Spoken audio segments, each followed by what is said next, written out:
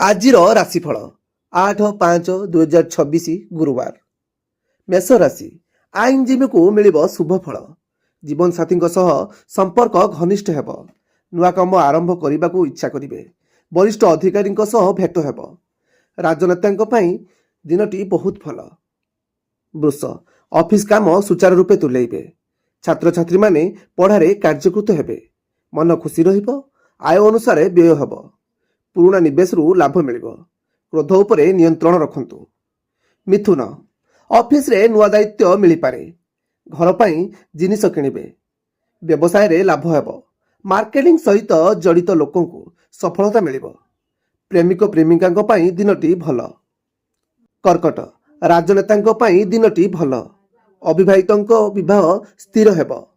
ପ୍ରେମ ସମ୍ପର୍କରେ ପ୍ରଗାଢ଼ତା ଆସିବ। ଦୀର୍ଘ ଦିନର ଆଶା ପୂରଣ ହେବ। ଗୁରୁଜନଙ୍କ ସ୍ୱାସ୍ଥ୍ୟାବସ୍ଥାକୁ ନେଇ ଚିନ୍ତିତ ରହିପାରନ୍ତି।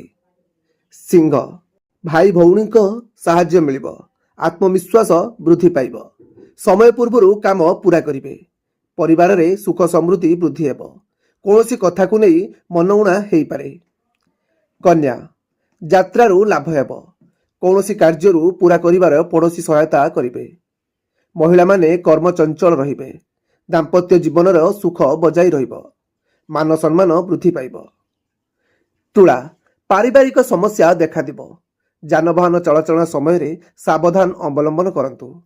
ଧାର୍ମିକ କାର୍ଯ୍ୟରେ ସାମିଲ ରହିବେ। ନୂତନ ଜମି କ୍ରୟ କରିପାରନ୍ତି। ବିଛା, ମାନସିକ ଚିନ୍ତା ଦୂର ହେବ।